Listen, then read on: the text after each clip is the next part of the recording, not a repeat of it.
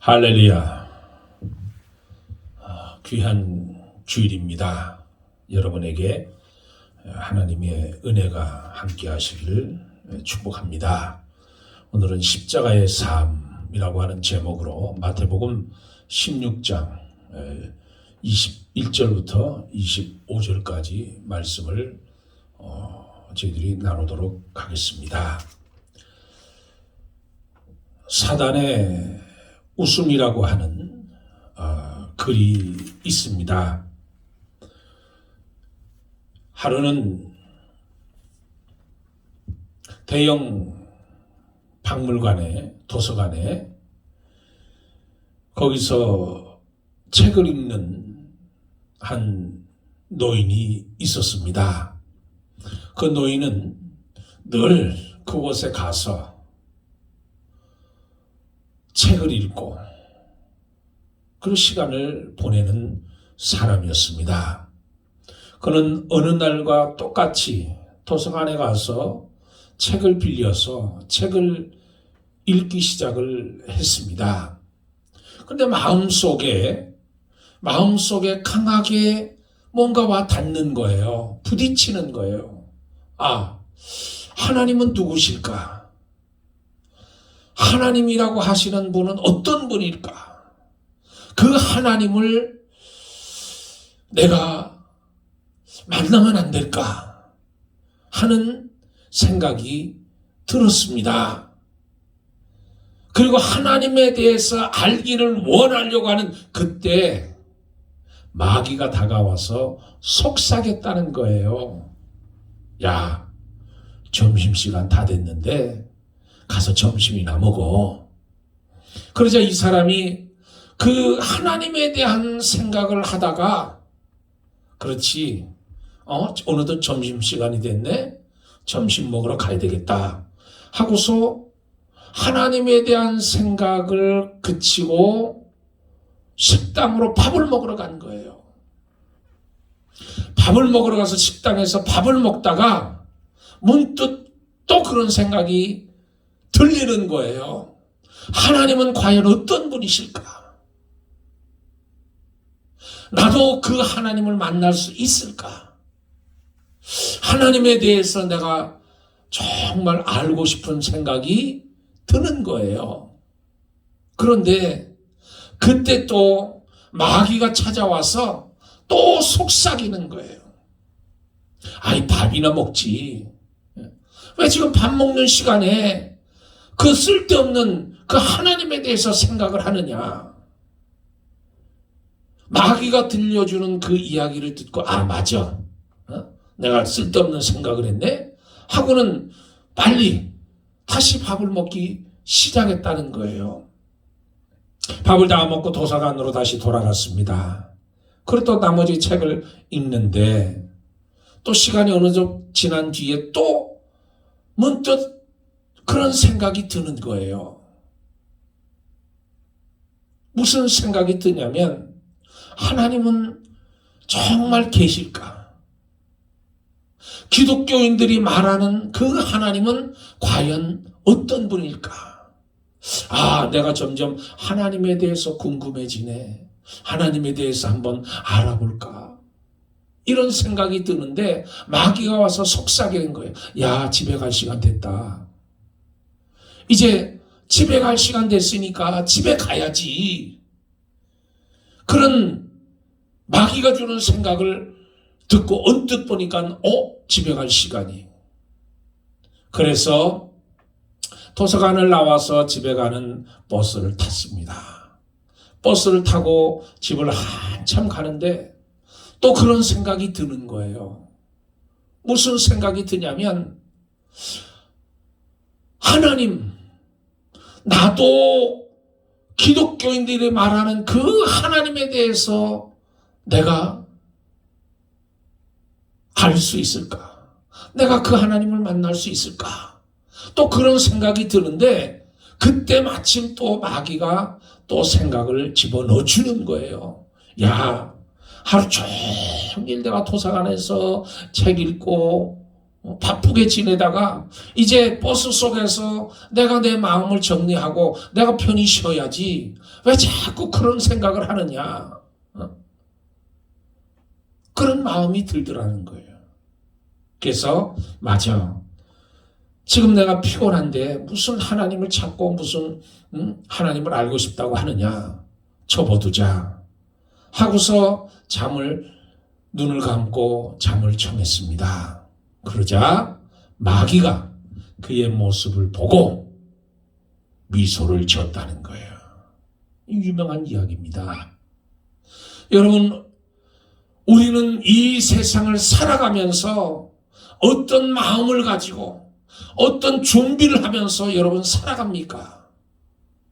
내 생활 속에서 하나님을 기쁘게 하는지, 내 생활 속에서 내가 마귀를 기쁘게 하고 마귀를 즐겁게 하고 마귀를 신나게 하는 삶을 사는지, 마귀가 미소 짓게 만드는지, 아니면 내 삶 속에서 하나님을 높이는지, 하나님을 드러내는지, 하나님을 기쁘게 하는지, 하나님이 가장 좋아하시는 예배를 드리고 찬양을 하고 경배를 하고 그 하나님의 마음을 내가 닮아서 내가 하나님의 말씀을 묵상하고 하나님의 말씀을 내 속에서 되새김질하면서 그 말씀대로 내가 살려고 내가 몸부림치는지, 세상에 살면서 나는 세상에 속한 사람이 아니라 하늘에 속한 사람이, 나는 영생을 가지고 나는 구원을 가지고 사는 사람이라는 거예요.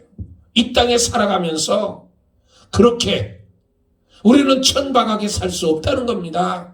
이 세상에 살면서 우리는 이 세상에 얽매여서 살 수가 없다는 거예요. 믿음으로 살 때, 하나님이 원하는 그 믿음으로 살 때 하나님께서 우리에게 함께 해주셔서 우리의 표정이 달라지는 거예요. 내가 만나는 사람에게 내 표정이, 내 생각이, 내 밝은 얼굴이, 내 언어가, 내 행실이 달라지는 거예요. 하나님이 나와 함께 하실 때. 늘 이스라엘 백성들이 하나님의 은혜를 체험하고 늘 하나님의 기적을 맛보고 살았지만 저들은 늘 불평하고 원망했다는 거잖아요. 왜? 믿음으로 살지 않았기 때문에. 믿음으로 살 때는 저들이 홍해를 건너는 거예요. 제사장들이 법궤를 메고 요단강에 들어갔을 때 바닷물이 갈라지고 그 길이 마른 것처럼, 그리고 그 이야기를 들은 요단 동편에 있는 가나안 땅에 있는 그 왕들이 마음이 녹아내렸고 기절했다고 그랬어요. 정신을 잃었다고 그랬어요. 그게 믿음의 사람들의 모습이에요. 믿음의 사람들의 모습은 그렇게 용기를 가지고 하나님의 말씀을 가지고 하나님의 말씀을 앞장 세워서 앞으로 가는 거예요. 가면 물같은 시험도 갈라지는 것이고 불같은 시험도 우리를 사르지 못하는 거예요. 하나님이 해결해 주. 믿음으로 살아갈 때, 세상에 살면서 믿음으로 살 때 우리의 생각이, 우리의 언어가, 우리의 행실이, 우리의 모습이 달라지는 거잖아요. 제가 지난 목요일 날 시애틀을 좀 다녀왔습니다. 우리 아들 진에게. 우리 아들이 시애틀 유니버시티 대학원에 지금 다니고 있잖아요. 근데 이 녀석이 투잡, 쓰리잡 일하면서 생활비, 자기의 그 렌트비, 반값도 내고 또 학비도 내고 이제 그렇게 해서 살아가는데, 지금이 이제 파이널 시험 기간 중이거든요. 아니 목요일 날 이제 파이널 저희 이제 끝났는데, 그래서 이제 아들한테 가면서 우리 아들이 공부하면서 일하면서 그래서 애잔한 마음이 있어요. 부모로서 학비를 도와주지 못하고 생활비도 대주지 못하고 부모로서의 마음이 애잔한 마음이 있는데, 이 타코마의 그 팔도 식품 안에 그 만두집이 하나 있잖아요. 만두집이. 그래서 우리 아들이 가끔 김치 만두를 그렇게 먹어요. 그래서 11시에 들려서 김치 만두를 이제 5개를 주문을 이제 했습니다. 그리고 시애틀에 우리 아들에게 12시까지 가야 되는데 늦게 나왔어요. 만두가. 그래서 11시 반에 거기서부터 이제 아들이 있는 데까지 이제 시애틀까지 올라가면 약 40분, 50분 정도 걸리는데 1시에 또 얘가 약속이 있는 거예요. 그래서 늦어도 12시 반까지는 가야 되는데 그래야 이 아가 우리 아이가 사과 만두를 먹고 그리고 이제 약속 장소로 가야 되는데 그게 급한 마음이 급하니까 받아가지고 차를 출발하면서 사모가 확인하니까 4개밖에 없는 거예요. 만두가 5개를 주문했는데 4개밖에 없는 거예요. 가면서 이제 전화를 했습니다. 만두 가게에. 근데 그 사장이 젊은 사람이에요. 청년이잖아요. 청년이 전화를 받으면서 5개를 주문했는데 제가 4개를 드렸나 보죠? 죄송합니다. 그래서 제가 괜찮습니다. 혼자 일하다 보면 바빠서 그럴 수도 있죠. 내가 내려오는 길에 1시간 한 반 정도 지나서 내가 내려오는 길에 내가 들릴 테니 만두 하나를 다시 주십시오. 하고서 이제 전화를 끊었어요. 그리고 이제 아들한테 가서 아들 만나고 돌아오면서 1시 반에 제가 그 가게를 갔습니다. 만두 가게를. 그래서 안녕하세요. 만두 하나 안 준 거 그거 찾으러 왔습니다. 그러세요. 예, 죄송합니다. 제가 만두를 바로 드릴게요. 하면서 들어가더니 이 담는 데 보니까 하나를 담으면 되는데 몇 개를 담는 것 같아요. 그러더니 와서 만두를 주는데 3개를 더 준 거예요. 제가 3개를 더 드리겠습니다. 죄송합니다. 그래서 4개를 받았어요. 그런데 그 만두 가게 가보신 분은 알겠지만 이 청년이 그런 것이 없어요. 더 주는 법이 없어요. 이게 벌써 실수가 몇 번이에요. 김치만두를 달라고 하면 우리 아들은 김치만두밖에 안 먹어요. 고기만두를 안 먹어요. 그러면 고기만두를 줘요. 고기만두를. 그래서 지인한테 주고 내려오다 보면 아들이 김치만두가 아니라 고기만두라는 거예요. 그럼 가서 왜 김치만두를 달라고 하는데 왜 고기만두를 줬느냐? 그러면 그래요? 죄송합니다. 하고 끝이에요. 그리고 개수가 모질라는 게 이게 한두 번이 아니에요. 그런데 그날 따라서 그 사장이 만두를 3개를 더 준 거예요. 그런데 거기다 대고 제가 짜증스럽게 이야기하고 신경질적으로 이야기하고 책망하고 야단을 친다고 그러면 만두를 더 주겠냐고요. 그러니까 고운 말로 나가니까 그 마음을 움직여서 그런지 만두 3개를 공짜로 만두 3개를 얻어서 잘 먹었어요. 그게 뭡니까? 그게 바로 그리스도의 삶이라는 게 우리 그리스도인의 삶은 좀 손해를 보는 거예요. 좀 양보하는 거예요. 좀 믿지는 거예요. 어리숙한 거예요. 바보처럼 사는 거예요. 왜? 이 땅에 살려고 하면 악착같이 똑똑한 사람처럼 아주 손해를 안 보려고 바득바득. 그런데 예수 믿는 사람은 이 땅에 살지만 이 땅에 속해 있는 사람이 아니에요. 하늘나라에 속해 있는 사람이에요. 그러니까 예수 그리스도의 모습을 나타내야 된다는 거예요. 언어로 나타내고 행실로 나타내고. 그러니까 예수 믿는 사람은 좀 넉넉해야 돼요. 예수 믿는 사람은 좀 허탈해야 돼요. 예수 믿는 사람은 좀 부드러워야 돼요. 순두부처럼 부드러워야 돼요. 부드러울 때 그 대하는 사람들의 마음이 돌짝같이 굳은 사람, 이런 단단한 강팍한 사람, 이런 사람도 부드러운 사람을 만나면 자동으로 부드럽게 대하는, 웃는 얼굴에 침 못 뱉는다고. 예수 그리스도의 말씀으로 우리가 살게 되면 하나님의 은혜가 저절로 내 속에서 흘러 넘치는 거예요. 흘러 넘쳐야 된다는 거예요. 이 마태복음 16장에는 예수님이 뭘 말씀하시냐면 마태복음 16장에 보면 바리새인과 사두개인에게 주시는 말씀이 경고의 말씀인데 누룩 비유를 가리켜서 저들을 깨닫게 하는 거잖아요. 그러니까 저들을 깨닫게 하는 그 말씀이 뭐냐면 사두개인, 바리새인들의 누룩은 뭐냐면 내적 생명력이 결핍이 됐어요. 내적 생명력이 결핍된 형식적 자기 기만 법적 그런 것을 가지고 있는 거예요. 기만적 율법주의를 가리키는 거잖아요. 외적인 거. 그리고 이 사두개인의 누룩은 극단의 이상주의 그 영혼과 영적 존재를 부인하면서 정치적이고 기복적 신앙을 주장하는 현실주의를 가리키는 게 사두개인들이잖아요. 그러니까 그들을 깨닫게 하기 위해서 예수님이 누룩을 비유를 가르쳐 주시다가 예수님 제자들에게 하신 말씀을 오늘 기록하고 있잖아요. 저와 여러분 어떤 심령으로 이 세상에 살아야 되냐면 혈우증 앓는 여인이 11년 동안 12년 동안 고통과 괴로움을 당하다가 손을 뻗쳐서 예수님의 옷자락을 잡는 절실한 마음이 있어야 된다는 거예요. 예수님을 향해서 손을 내미는 거예요.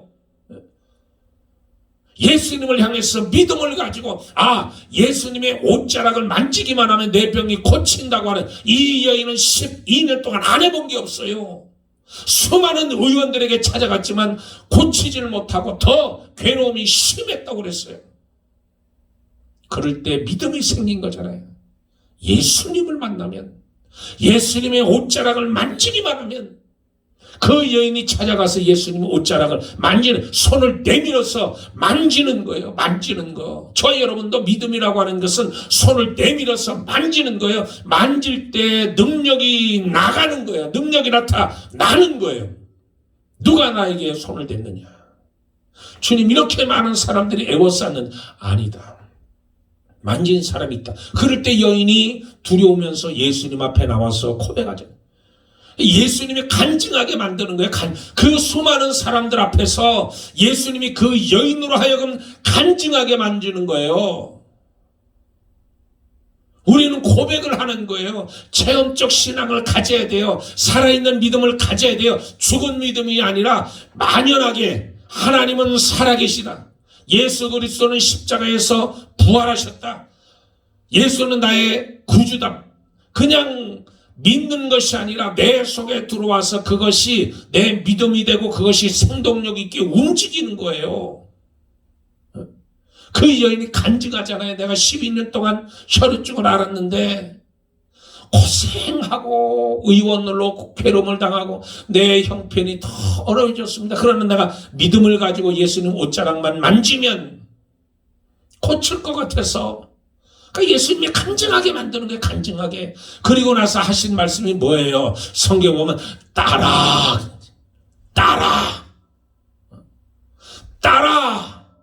이 딸이 뭐예요?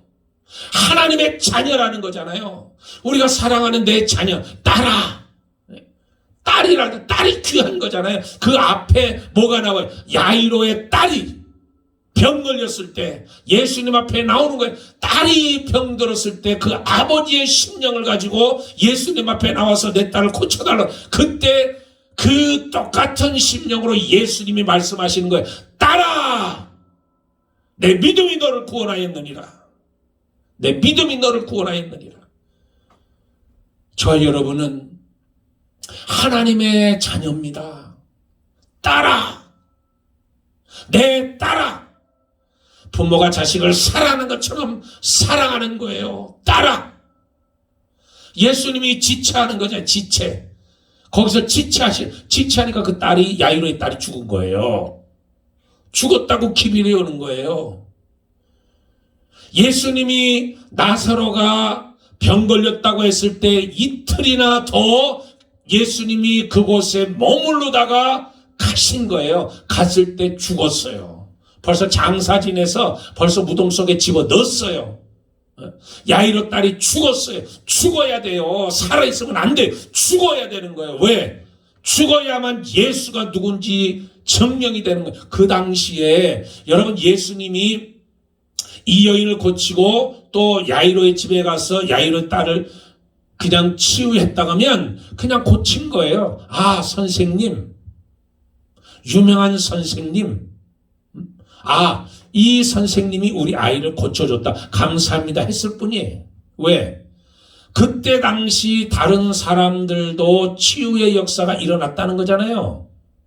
여러분, 우리가 믿는 기독교에만 치유가 있는 게 아니에요. 이방 종교에도 치유 역사가 일어납니다. 불교에도 일어나요. 이슬람에도 치료가 일어나요. 힌두교에도 치료가 일어나요. 다 기적을 베풀 수 있어요. 그러니까 예수님도 그 중에 하나예요. 예수님도 만약에. 그런데 죽은 사람은 못 살리는 거예요. 죽은 사람은 한 사람도 살린 적이 없는 거예요. 예수님만이 죽은 자를 살리는 거잖아요. 그러니까 예수님이 가셔서 야이르또를 살려내는데 딸을 살려내는 거예요.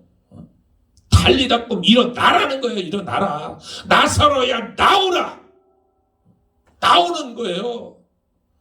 죽어질 때 예수님이 다시 사는, 그래야 예수님이 구세주라는 거예요. 예수님이 하나님의 아들이라는 것을 증명하는 거잖아요. 오늘 제자들을 모아놓고 예수님이 말씀하십니다. 사람들이 나를 누구라 하더냐?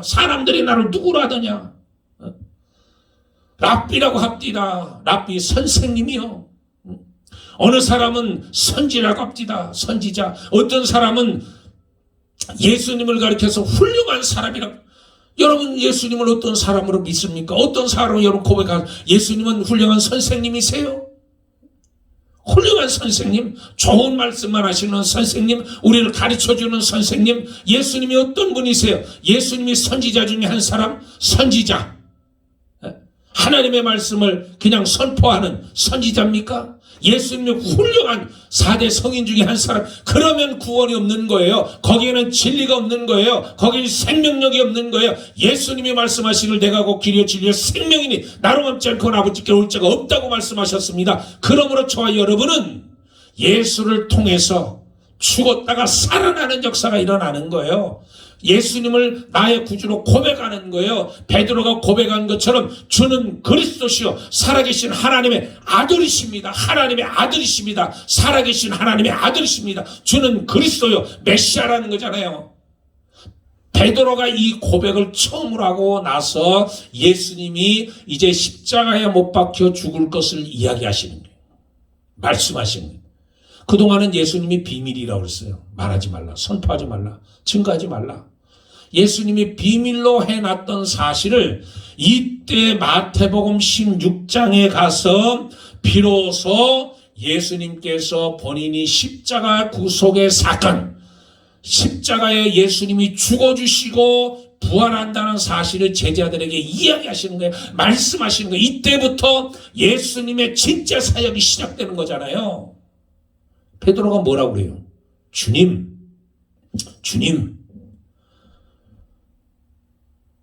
안 됩니다. 그렇게 할 수 없습니다. 막는 거잖아요. 그러니까 십자가를 모르는 사람들은 예수님이 왜 십자가를 짊어지셔야 되는지를 모르는 거예요. 저와 여러분도 만약에 우리 가운데 이 동영상을 보시는 이 성도들 가운데, 예수 믿는 사람들 가운데 내 속에 예수 그리스도가 누군지 분명하게 알아야 돼요. 저 십자가의 의미가 무엇인지 분명하게 고백해야 돼요. 예수님의 인정에 끌려서 예수님 복음 전파하는 것, 예수님의 이 십자가의 죽음과 부활의 사건을, 이 사건을 저와 여러분이 분명하게 깨닫고 우리 마음속에 임해야 되는 거예요. 그래서 그의 찔림은 우리의 허물됨이, 그의 상함은 우리의 죄악 때문이라는 거예요. 죄악 때문에. 예수님이 우리의 죄악 때문에 십자가를 짊어지셨다는 거예요. 그러니까 예수님이 하시는 말씀이 아무든지 나를 따라오거든 자기를 부인하고 자기 십자가를 지고 나를 따르는 거예요. 자기 십자가를 지고 나를 따르는 거예요. 먼저 자기를 부인하는 거예요. 내가 나 자신을 먼저 부인하는 거예요. 내가 사는 것은 이제 내가 사는 것이 아니라 내 속에 그리스도께서 사실, 내가 십자가에 함께 못 박혔나니, 십자가 못 박혀 죽은 거예요. 저와 여러분은. 겉사람이 죽는 거예요. 죽을 때 살아나는 역사가 일어나가 예수님을 통해서 우리가 부활하는 역사가 나타나는, 내 속사람이 살아나는 역사가 나타나는 겁니다. 자기를 부인하는 것은 옛 자아를 버리는 것을 의미하는 거예요. 버리는 거예요.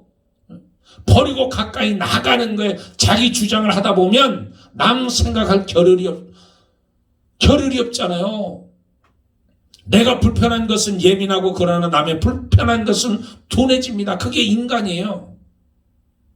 하나님에 대해서는 더욱 자기의 부인이 있어야 돼. 자기 생각을 내어놓고 자기의 뜻을 내려놓고 자기의 경험을 내려놓고 오직 하나님을 의지하는 거잖아요. 하나님의 말씀을 의지하는 거. 하나님이 하시는 일에 대해서 깊은 경외심을 가져야지 불평하거나 거역해서는 안 된다. 어려운 일을 당하면 기도하라는 뜻을 알고 기도하는 거예요. 그럴 때 하나님께서 응답해 주시고 우리를 인도해 주시는 거예요.